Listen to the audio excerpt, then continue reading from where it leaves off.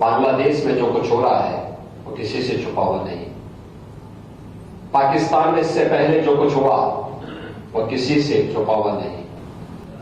इतिहास की उन गलतियों की परिमार्जन का अवसर इतिहास हमें दे रहा है और मुझे लगता है कि उस परिमार्जन के लिए हम सबको अपने आप को तैयार करना होगा।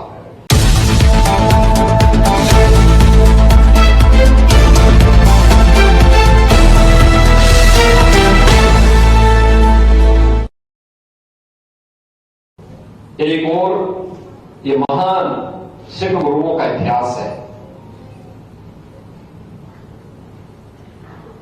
जो हम सब के सामने आज भी स्वर्णाक्षरों में है, जो हम सबके जीवन में एक नई प्रेरणा प्रदान करता है, हमको निरंतर आगे बढ़ने के लिए प्रेरित करता है। और दूसरी ओर वे चुनौतियां जो हमारे सामने आज भी दिखाई दे रही है। बांग्लादेश में जो कुछ हो रहा है वो किसी से छुपा हुआ नहीं। पाकिस्तान में इससे पहले जो कुछ हुआ वो किसी से छुपा हुआ नहीं। आखिर ननकाना साहब हम सबसे कब तक दूर रहेगा? और क्यों नहीं ये अधिकार वापस हमें मिलना चाहिए।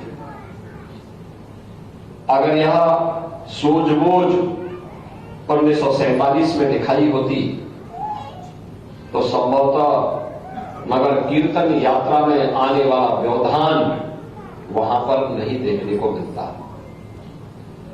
इतिहास की उन गलतियों की परिमार्जन का अवसर इतिहास हमें दे रहा है और मुझे लगता है कि उस परिमार्जन के लिए हम सबको अपने आप को तैयार करना होगा। एकजुट होकर के, सब मिलकर के इस अभियान का हिस्सा बने। उन लोगों से सावधान होने की आवश्यकता है जो हिंदू और सिखों के बीच में खाई पैदा करना चाहते हैं, अनावश्यक रूप से इतिहास को तोड़ मरोड़ करके प्रस्तुत करने का प्रयास कर रहे हैं। हमें गुरु परंपरा के प्रति श्रद्धा का भाव रखते हुए इस बारे में अपने आप को तैयार करना है कि गुरु परंपरा गुरु नानक देव जी से लेकर के गुरु गोविंद सिंह जी महाराज तक और जो शहादत की एक लंबी परंपरा सिख कौम ने देश के लिए दी है, धर्म के लिए दी है, यह हम सबका एक जीवन है। हमें एक नई जीवंतता प्रदान करता है। हमें उसका अनुसरण करना है, उसको अपना इतिहास मानना है, उसका अपने जीवन का हिस्सा मानना है और वही हमारे लिए आने वाली पीढ़ी के उज्जवल भविष्य के लिए एक आधार हो सकता है।